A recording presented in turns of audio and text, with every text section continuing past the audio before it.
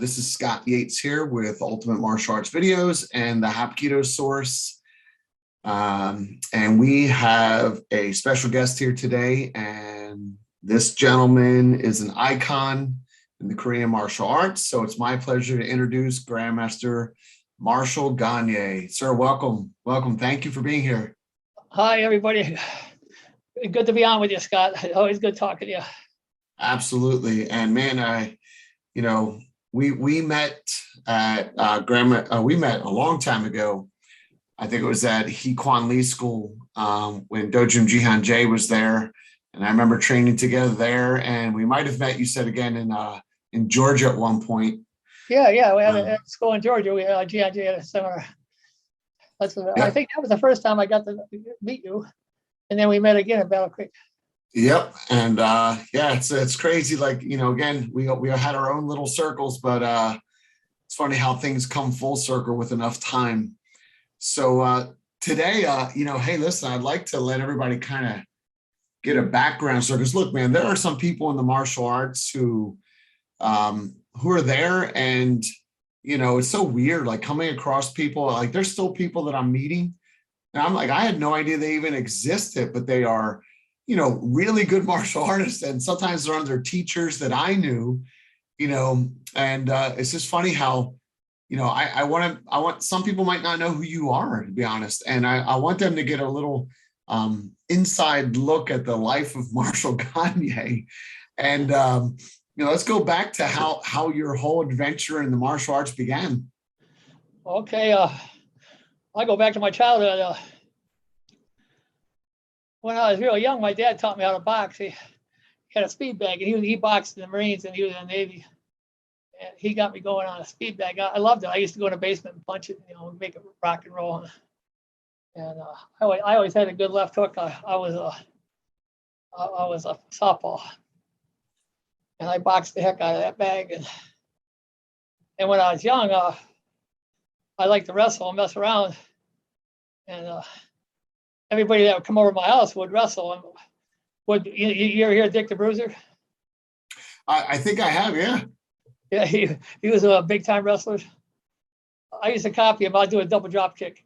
And man, that was back when it was like first, really, like pro wrestling was just first starting, wasn't it? Yeah. But I was a scrapper when I grew up. Boy, I got in a lot of different fights, but when I went in the Army, they taught us hand-to-hand combat, and it was the same as Hapkido, same technique, and a lot of kill techniques because it's military, and they didn't. It was a short course; it wasn't very long, and then I was in the Army. I went to basic AIT jump school, and I went to Fort Bragg, and I tried out for. I skydived before I went in. I started skydiving when I was 16. Wow. And so most skydivers, if they went in the Army, they went airborne, Mm-hmm. And so naturally, I went airborne. And when I got to Fort Bragg, you had to have 200 jumps to try out for the parachute team. So they had clubs. They had clubs there before the team. It was kind of like amateur football and pro football. The Army team's like pro. Right. And I jumped with the 82nd Airborne, the Green Beret Club, and the 18th Airborne Club. I was really jumping. I wanted to get 200 jumps so I could try out for a team. Mm. And I got it. And I made the team, and it was a wonderful experience. Unbelievable. That's all we did, jump 5 days a week and do shows all over the United States. Wow. And that was your job, to jump. And then I was so crazy back then, I would jump with them, and I'd go pay to jump with the civilians on the weekend. How many, I have to ask, I know I'm going to jump forward a little bit, but how many jumps do you think you have total? I have about 500. Wow. That's not many jumps nowadays, though. I blew my knee out when I was on the team. I quit jumping. I jumped the whole time I was in Korea. Nowadays, they got thousands and thousands. I jumped. But but anyway, I come up with order. I blew my knee out on the team. I couldn't jump very good, and I come up on orders, and I was sent to Korea. And first thing that come to my mind when I come up on orders in Korea, I go, what am I gonna do in Korea? The only thing I knew about that place was it was cold, really cold, and there was a war there. Mm. And I thought, oh, martial arts, because I was into boxing, wrestling, and hand-to-hand combat and everything.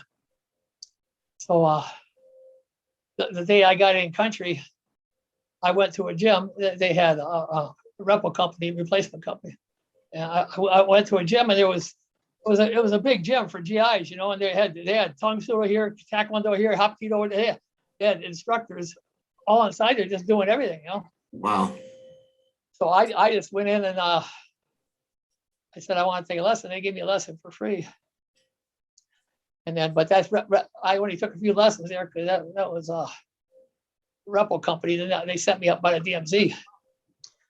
And so what was the first lesson that you took? What was the particular art or? I don't know if it was Taekwondo or Tung Soo. I don't know what it was really. We just did some kicking and had about a half hour class in the gym, and I tried it out. And I thought it was cool, Mm-hmm. When I got up north, though, I found my real instructor. I was an aviation guy, and I was in flight operations, helicopter unit. And I was in charge of the skydiving club the whole time I was in Korea, too. I was area safety officer for all northern South Korea. We jumped all the time, all over by the DMZ. Wow. And but my instructor his name is Grandmaster Lee Po. He's down in Brazil now. He still teaches. He's a grandmaster in Taekwondo, 9th Dan and Hapkido too. Wow. He's really well known in Brazil. But he was my first actual Korean martial art instructor. And he used to he would come to my compound where I lived, and he would teach me there. We'd work out in the helicopter hangars or on the volleyball court. If it was raining or something, if it was just me and him, if nobody else showed up, would go in my room and he'd teach me there. It was just a few GIs and a lot of private lessons.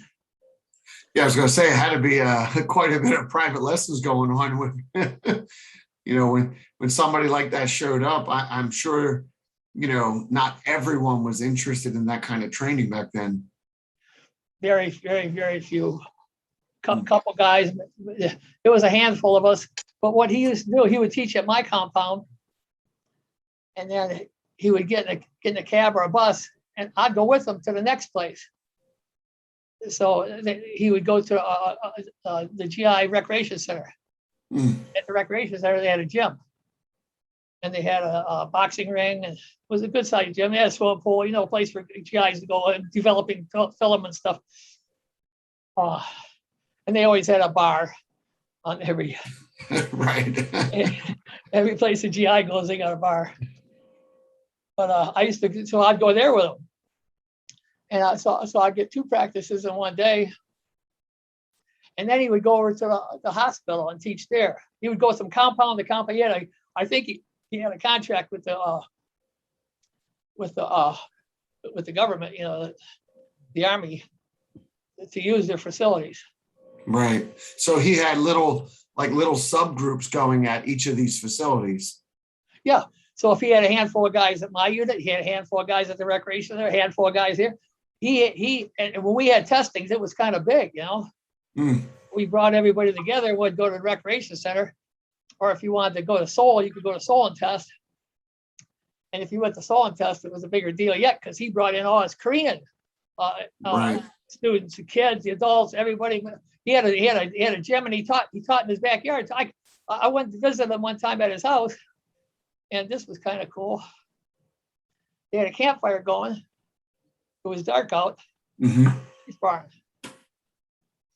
I go, look at this guy's even doing this here. He's doing it home in the night at night. I thought that was really cool. That is. So did he have a regular dojang? Yeah, he had a dojang in Seoul too. Cool. I don't know if it was his or if he borrowed it, but when we had testing, we'd go to the dojang. So how often would you see him in a week or a month on base? Well, he would come. I'd go to class every day. Wow. Every day, sometimes 3 times a day. Sometimes I'd go myself on Sunday, just go to the rec center, work out, because I wanted to get black belt before I got home, Right. So I had to really get it. And they didn't give black belts to enlisted men. Officers, they go for a 6 months. Oh, here's your black belt. They would kind of just like give them away, but they didn't give them away to us.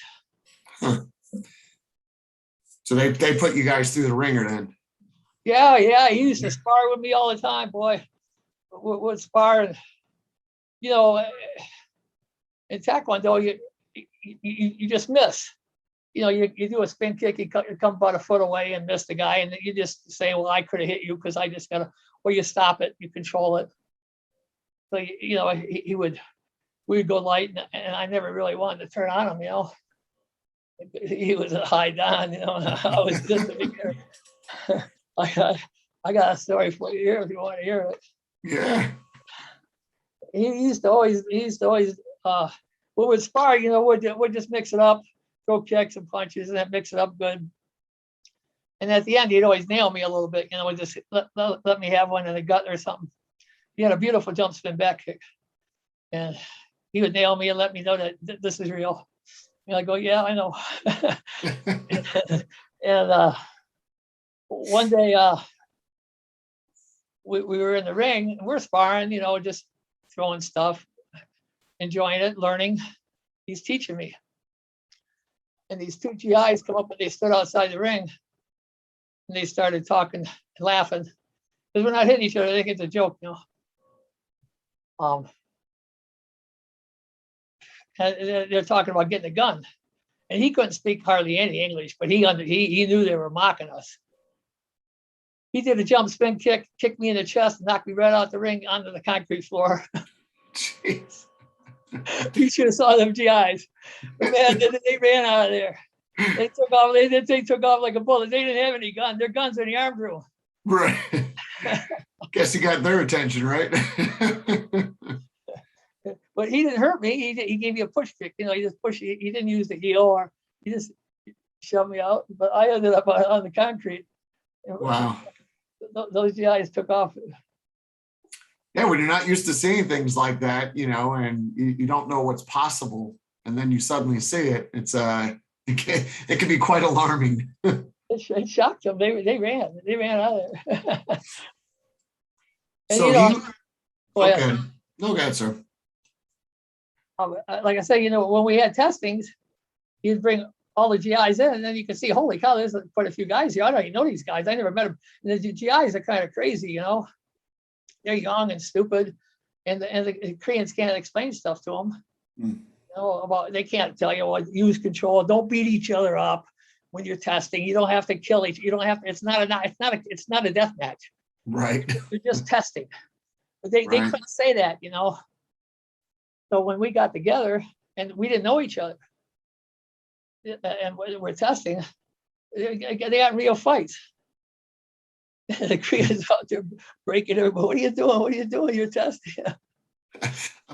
I'm sure they found it kind of entertaining at the same time. Right. So while you were training there, you said your goal was to get your black belt before you left. I don't know what years you were there, but so were you able to attain that black belt or test rep before you completed? Yes, I did. I got my black belt in Taekwondo, but my instructor taught me Hapkido too.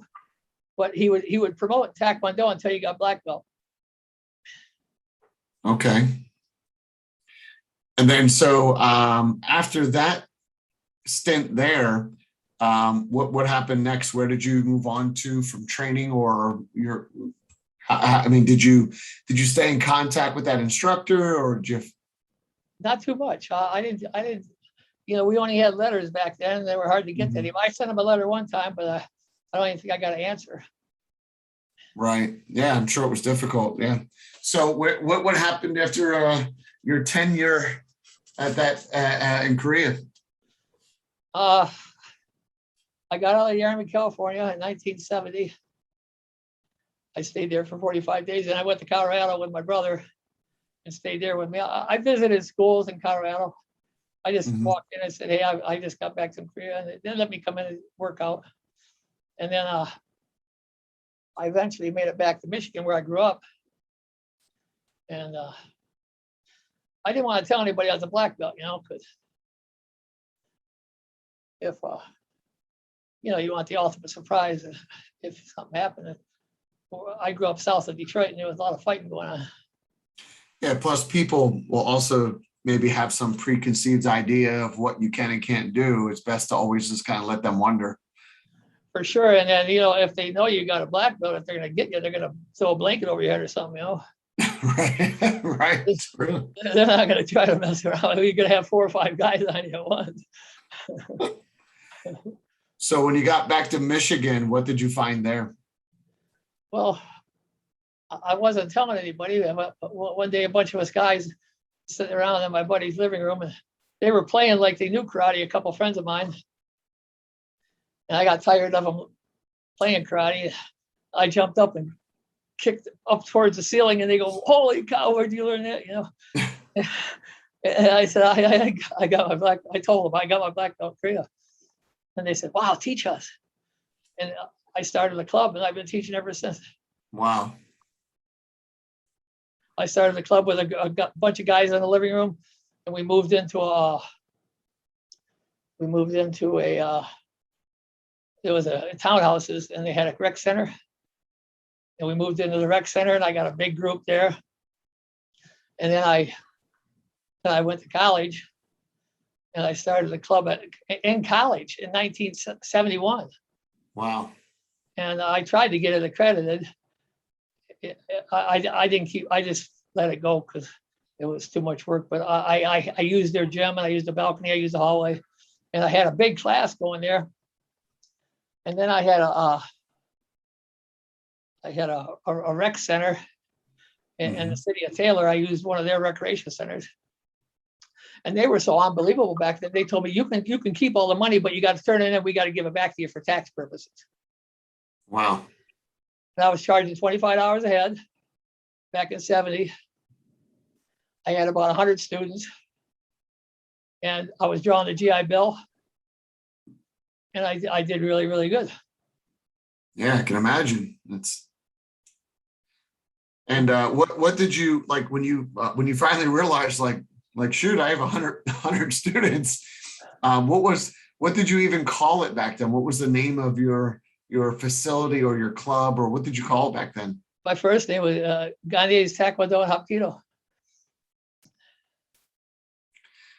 And then so you taught at this rec center. You had this huge following happen, and then you were finishing up college at the same time, right? Yeah. Yeah. So what happened when you finished college and with that group or that club? I went to college, and I taught for 2 years. I got a degree, a little over 2 years, because I got a double degree. I got a degree in construction and mechanical engineering. And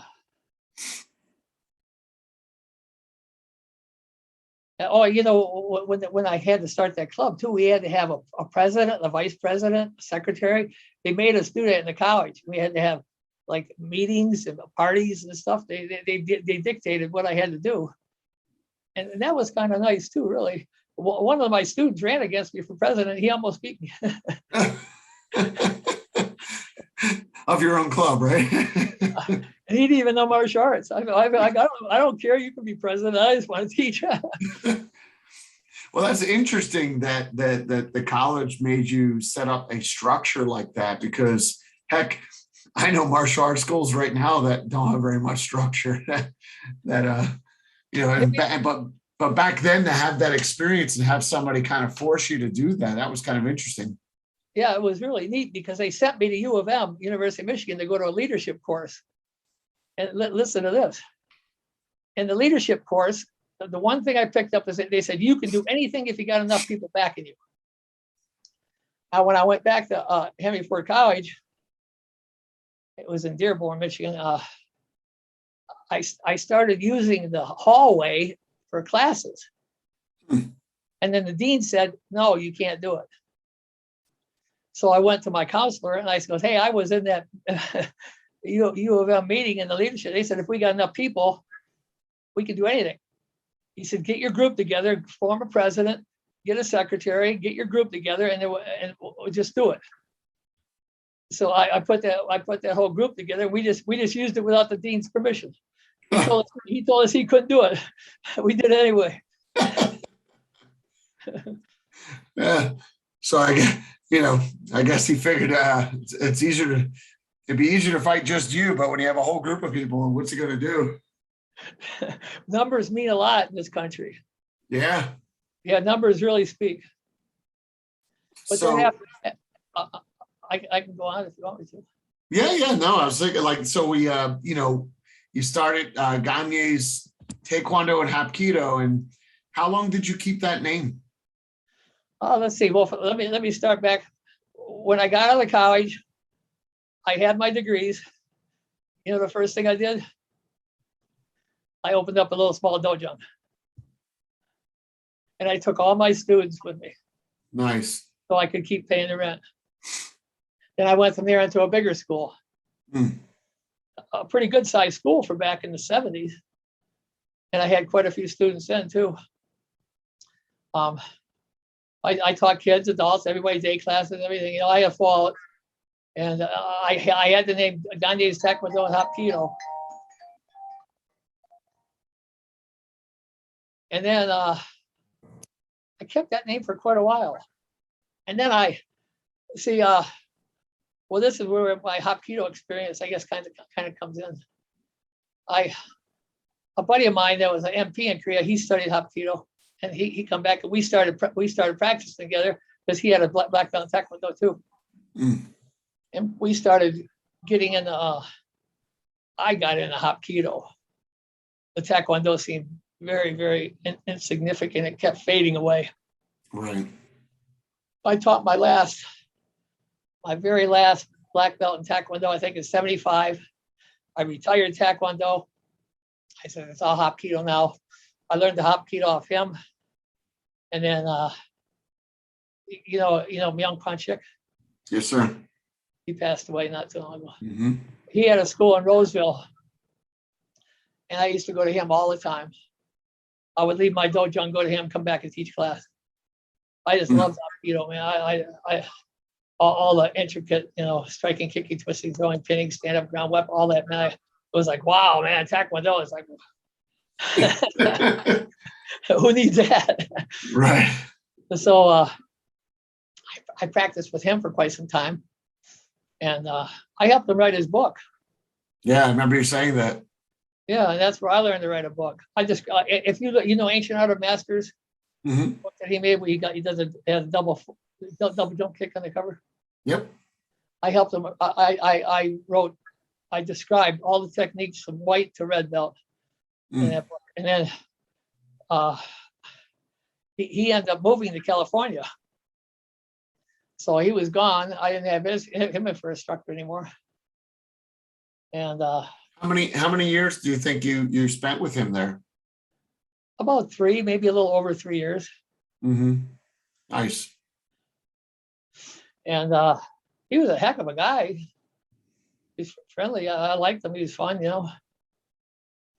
And he had a small dojo. The whole floor was matted, really nice. And I used to go just about every day. There'd only be 3 or 4 people in class. It was probably quite the experience being in just a small private group with somebody like that. Oh man, we got to know each other. We talked, and it was a good experience. I was glad I got to know him. He was a wonderful person, a wonderful guy, great teacher, great grandmaster, great grandmaster. He studied directly under Young Soo Choi too, I believe. I had 4 instructors that studied directly under Young Soo Choi. But anyway, he moved to California, and then my buddy's instructor from Incheon, Korea, moved to Peterborough, Ontario. And my buddy, who was in and out of martial arts, he was teaching me what he learned off this guy, and he introduced me to him. I went, wow, that's cool. I got another Hapkido instructor, but his name, they call him Charlie. He got an American name, Charlie Song, but his real Korean name is Chung Chul Song. He was really good. He injured his back trying to do a backflip, so he eventually retired martial art. But he taught me for quite a while, got me up to second dan, and then he retired. And so I had Grandmaster Ite Po, Al Hamlet, my buddy's name was, got me started, introduced me to Chung Chul Song, Charlie Song, Grandmaster Kwanshik Myung. And then I practiced with, I love this guy, man. He died, they call him Guk Sayam, Myung Jinam. Mm-hmm. He was a direct student of Young So Choi too. Yep. And then his brother, his twin brother, I don't know too many people know he's got a twin brother. Young Jae-ok, right? Yeah, you know him. You've been around. Young Jae-ok, he does Heja Musu. Yep. I've never met either of the brothers. Unfortunately, So, what was the experience like with those guys? Well, when I met them, they had split up. Mm-hmm. That's when Myung Jae-ok went. He developed Heja Musu. Right. And Myung Jae-nam, he stayed with the federation that he developed, and he developed Hapkido, Hankido, Hangam-do. But they're both wonderful people. Myung Jae-nam was the most dynamic, genius, absolute genius martial art man I've ever even come in. He's unbelievable what he does. You ever see him move? Yes.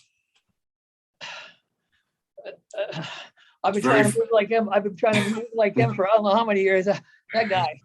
Yeah, I mean, he has a fluency to him that's it's very special. It's all his. Mm-hmm. He's up on his toes. He's dancing. He's spinning. He's moving. His ge's radiating out of his head, out of his eyes, everywhere. It's just coming from everywhere. He's so dynamic. That guy. Mm. As far as I'm concerned, he's the best in the world. He was. He passed. Yeah. That's the thing, man. Some of these legends, that's why I think it's important that, even my generation does a good job because, we can't get hung up on pontificating and all kinds of stuff. If we don't actually really dedicate ourselves to doing it, some of the stuff's going to get lost. I'm trying to carry on the legacy. That's why I changed the name to WonKiDo because Korea didn't want me using the Hapkido. Mm. Plus, I developed it more. I added. Originally, there was only 24 breathing exercises. It elaborated. It got huge, but I mean, basic training was 12 techniques, 24 breathing exercises, and that was the basis of Hapkido. But I elaborated. I made double. Right. And when I did, and Korea didn't want me to use the name, I changed it to WonKiDo, and I made it mine. So just for the average person that might be watching this later, could you break down the meaning of WonKiDo and why you chose that name? Won means to circle. Mm-hmm. So it means return in the circle, a big circle. Ki is your internal power, your force. And Do is the way. So it is to put it in English, it's full circle martial art, full circle power art. Right.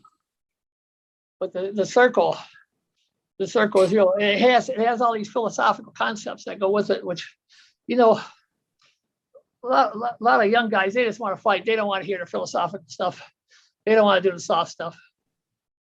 But the longer I'm in it, the more I like the philosophical, and the older I get, the more I like the softer.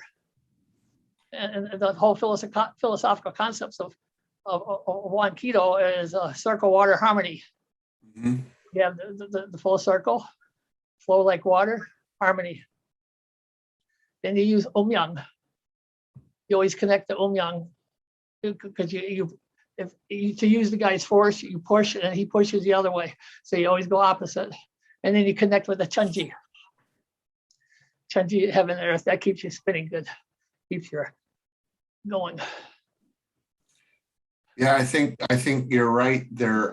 In the martial arts world, we have a lot of people who are just stuck in the physicality, but we all know that physical, look, you can find the most badass fighter in the world, and I'm sure we can find someone to beat him. And that's where we look at, physicality is kind of an egotistical game. Though you should be good at that, though you should build your body to be able to do wondrous things. If that is the only measure, then I think we've lost the martial arts way.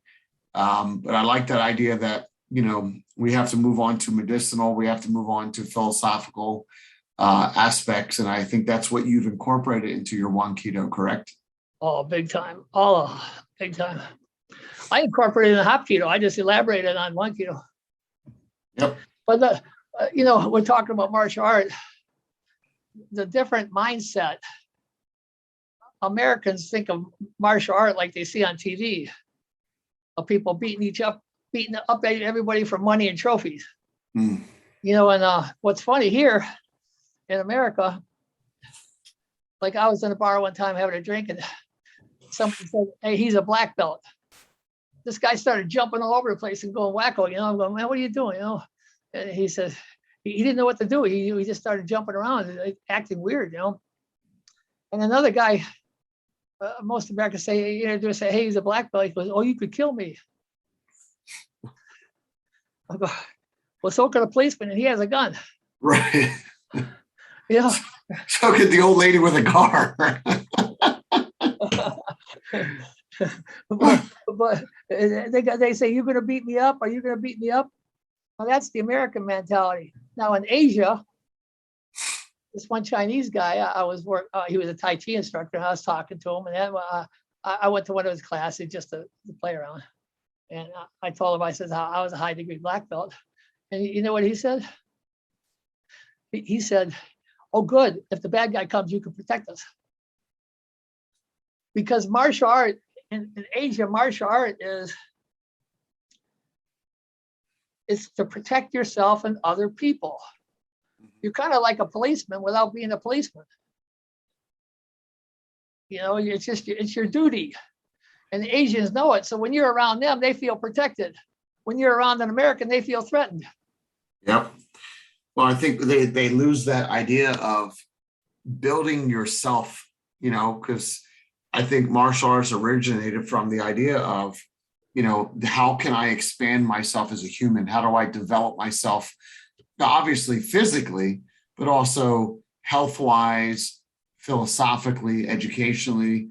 And I think that people forgot that is what the core values are in martial arts, that it's not just bravado and physical prowess, but it actually is meant to be a self-protective thing, starting with yourself. Sure. But and then expanding out to protect others, to have a duty to. I feel that way when I teach. I feel a duty to help my students be able to protect themselves. So in a way, I'm protecting them. That's great. You got a good philosophy.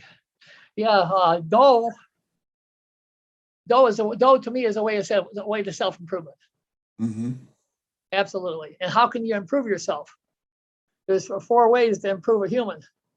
Yep. Mentally, physically, spiritually, and emotionally.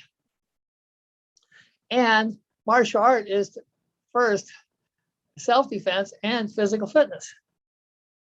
And that's why, I don't know if I should start talking about this now, is the way we eat and trying to be healthy and being a role model for your student, because we're supposed to be a sign of health.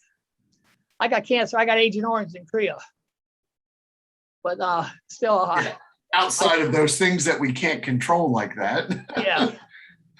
But we're supposed to, as black belts, have the responsibility of keeping our body trim and light so we can jump around, martial art, Korean martial arts anyway, they fly through the air, they jump kick, they spin kick, they do all this crazy stuff. You got to be light, you got to be strong. And you can't do that if you're overweight. So I used to teach nutrition in my school, and some people didn't like it. Some people quit because you're a food Nazi. Other people came to me because I taught that. That was specifically why they came, because they said I taught holistically, and they enjoyed it. So I don't care if those other guys don't like it. Go someplace else. Yeah, I mean, we were talking about this in our classes this week because it comes up quite often that, how if you want to do something in your life to be successful and you want to conjure up this dream of yours or this future of yours, and you can't take care of yourself, how in the world are you going to create something outside of that? And I think even when people do, they're so conflicted because they're in such a bad place. And I think that you're absolutely correct with that. Physical nature to me honestly is the easiest part of all this, to really just get up and do a push-up or sit up or take a walk or do something. It's like, that is the easiest part. And then the second part is, like you said, about nutrition, about teaching that. I teach two different words. I don't eat food. I eat fuel. Good. That's and because there's some real nasty stuff out there labeled as food that I would never put in my mouth. So we teach that food is fuel. So like when you go to the gas pump, I mean, you don't put whatever into your car, you put the appropriate fuel into your car. You can't just go the better fuel. You want better fuel. You don't put the standard oil in, you put the better oil, you put the better gas. Yeah. You got to run around it the rest of your life. So looking at it that way, I completely agree that we should be an example outside of any kind of obvious, like destructive physical abnormalities or sicknesses, that in general, and martial arts' role is to keep their physical entity healthy first and foremost. Yeah. Our food in this country is a lot of poison. It's outlawed in other countries. It's outlawed in Europe. There's so much chemical. Sugar. Sugar. What's sugar do to your teeth when you're young? Mm-hmm. It eats the bone. Sugar has the capability of eating the bone. Yeah. My wife showed me a book. I didn't read it. She just told me it. It was called Sugar Blues back in 1970 when I got in the Army. She said, no sugar. Sugar Blues, if anybody, it's an old book, but it still holds. What's it called again? Sugar Blues. Sugar Blues. Blues, like you got the blues. Yep. Listen to this, Scott. My two kids right now are over 30 years old, and either one of them have one cavity in their mouth. How many people in America can you say have no cavities at 30? Oh, yeah. Yeah. I got about 14. I can't believe it. They don't have any cavities. The Koreans used to be like that. They're not anymore. They're eating sugar over there like we are. They're doing the same thing we are. They're all fat, eating McDonald's. Well, besides there's a psychological component to that when that dopamine hits from the sugar high. And then there's a book out by Dr. Joe Dispenza called Breaking the Habit of Being Yourself. And we always talk about the mind-body connection. Yeah. But there's the reverse of that too. There's also the body-mind connection. And sometimes the body starts becoming more powerful than the mind, which is how you have addictive behaviors, because the body's craving something and you don't even realize that you're teaching the brain, like it just puts it into programming, and it's very hard to override once you go down that slippery slope. They put chemicals in our food that stop your brain and say they put flavor enhancers in them. Mm-hmm. And there was 14 chemicals in one cookie. And, if the chemical is telling you keep eating, it's good. If the chemical goes in your brain and says you're not full yet, you're just going to keep eating. So I tell everybody, try to get organic food. It's the best you can do. The best you can do is grow your own garden, but not many people can do that. But you can at least try to get organic. It's not hard to grow food. I have green beans growing now. I got zucchinis. I got 2 tomato plants. I got 3 blueberry plants. I got carrots growing, and all of those things cost me maybe $25-$30, and I will make hundreds of dollars worth of food out of that simple garden. That's great. Yeah, you got a nice yard then, But when I was back in Michigan, I had a school, and I had quite a few black belt instructors, and they were absolutely fabulous. That's probably better for a camera if I sit back here. You can see my wall too. Yeah, you're good. I'm not too close up here like this. Nope. Okay. But I used to tell them I don't want any fat black belts in my school teaching. I just come out tall, boy, they didn't like that. One guy was nobody likes hearing the truth about certain things, because then they have to face the reality that maybe they aren't as disciplined as they're teaching everybody to be, or sometimes I think it's not even discipline. They're not educated. They don't know. If you don't know, you don't know. So the discipline, the martial arts will build the discipline, but they got to be taught that this food is no good. It's garbage. It's junk. We shouldn't even eat it. It should be outlawed. And we got to convince them. It's the food. It's not, when I was in the Army, the average paratrooper was 165 pounds. Now they're so big, they had to make bigger parachutes, and they still hit too hard. Wow. And the Army doesn't change anything. They use the same. I visited Fort Bragg. They have reunions there, and I visited and I talked. I said, you guys, hydrogenated oil, right? It clogs your heart up. Yep. Absolutely. 90% of the food in the fast food is hydrogenated oil, and everybody's eating it. They don't know. They really don't know. I feel sorry for the people. And they're balloon people. They blow up like balloons. Actually, really like a balloon. Right. And they don't. They're not educated. They don't know how to switch. They don't have the faintest idea. They're just going around eating, and most people just eat what tastes good. What's nearest to them and tastes good. And what comes to your mind when you go driving down the street? What's the first thing that comes to your mind? A sign. Oh, I don't eat there, but McDonald's. Yeah. My children are 10 and 8, and they have never had fast food. And this is a personal choice, but and my kids have not ever had meat yet. They've only had fish. Wow, that's good. And we know at some point they're going to want to try those things, but I feel like if we can do our best to, in their developmental stages especially, to keep as much of that out of there while their body's developing, that their future genetic pool will be a little bit stronger, a little bit better. You're way stronger. I got meat. If you eat meat, there's grass fed. Mm-hmm. Grass fed is better. Then there's grass finished. Have you ever heard of grass finished? No. Grass fed means they leave them out there and eat grass until the last 30 days, then they load them up on grain to fatten them up and sell them. Grass finished means they leave them out there until they slaughter. Right. So grass finished is a step up if you want the primo. I'll look into that. So it's kind of funny, like, it's what I want to say next is, unfortunately, you've been dealing with this cancer for a while. 2006.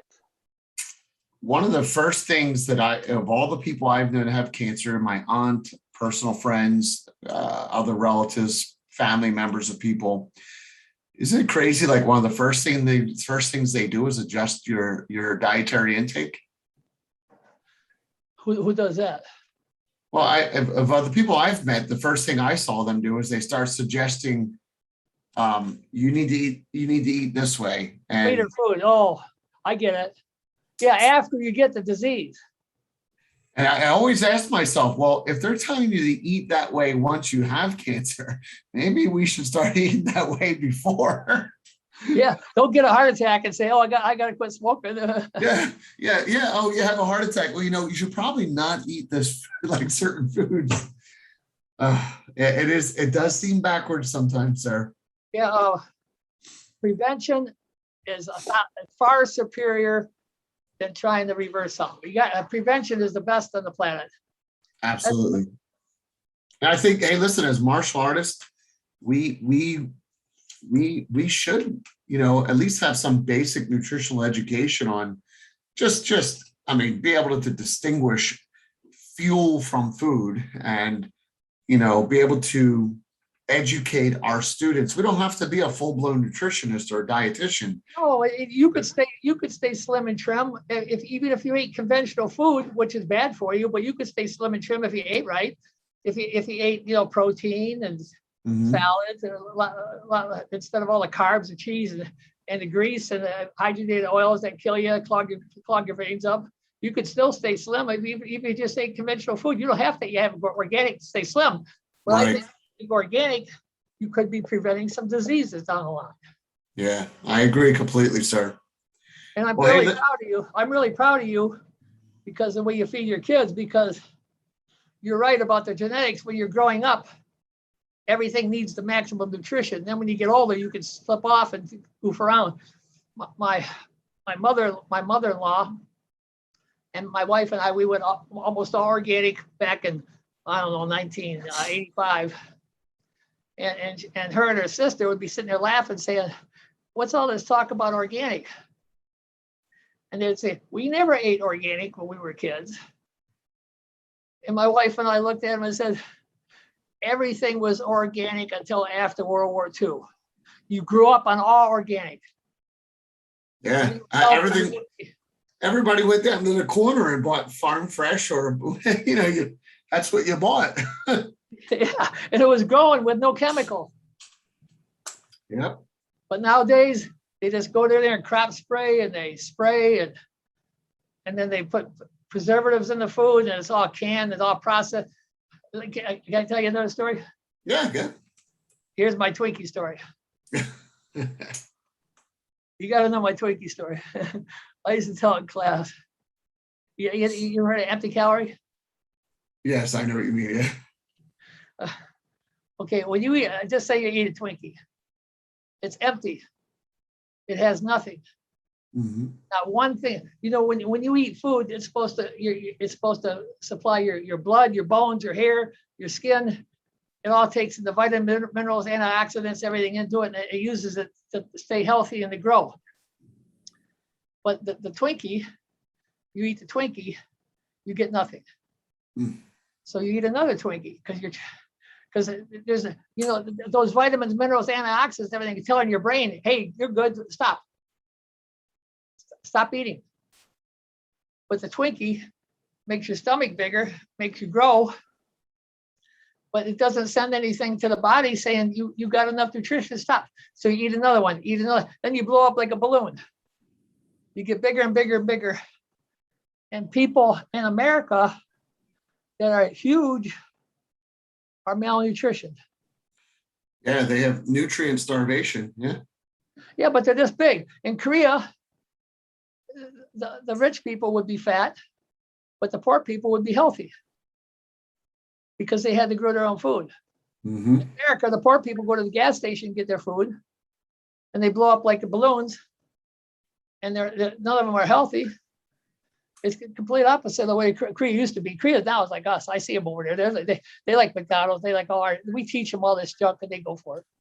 Yeah, hey man, I hope people catch on, and I hope people start realizing that we do have some say in our future ability to stave off diseases and do things by how we treat our bodies. And I just say, look, if you let it continuously run down, if you let your tires go flat, if you don't change the oil, if you don't put gas in, if you don't wash your car, if you don't wipe it down, eventually the thing's just going to fall apart.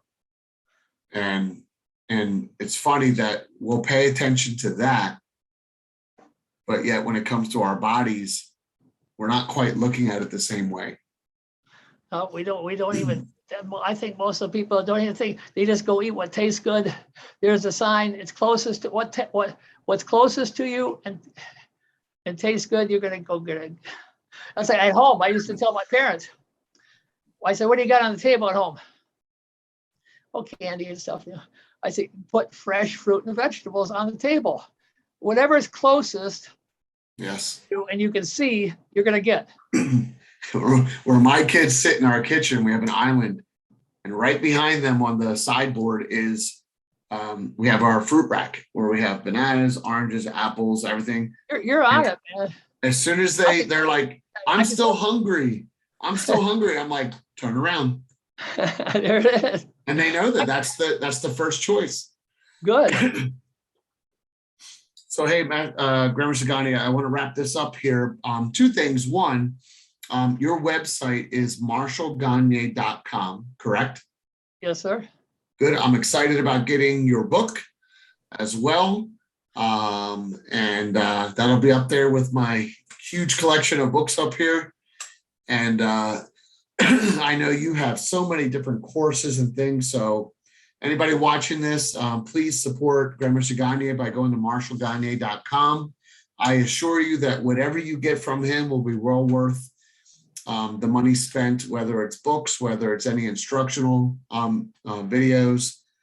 And for those of you who are part of the Hapkido source, I know Grandmaster Gagne is going to be, working with us and working with Ultimate Martial Arts Videos in the future to help, not only support him, but to bring that teachings to other people worldwide. I want to show this, Scott. This is my WonKiDo manual. And I sell that online too. You can get it in the PDF. And this is my hardcover.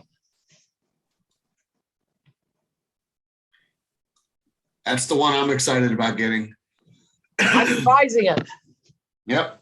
Right now. And I can't wait to get the review. I put a ton of new stuff in there, a ton. So, but this is, the black belts call it the big black book. Yes.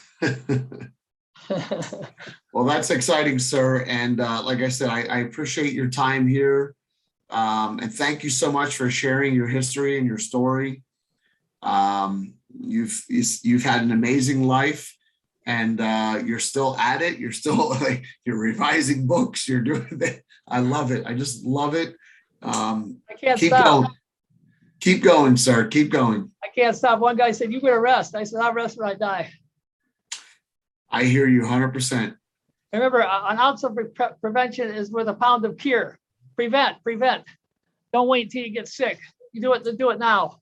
Start now. I can tell the way you eat because you're slim. You're average built. You look good, Scott. Keep it up. Thank you, sir. Thank you.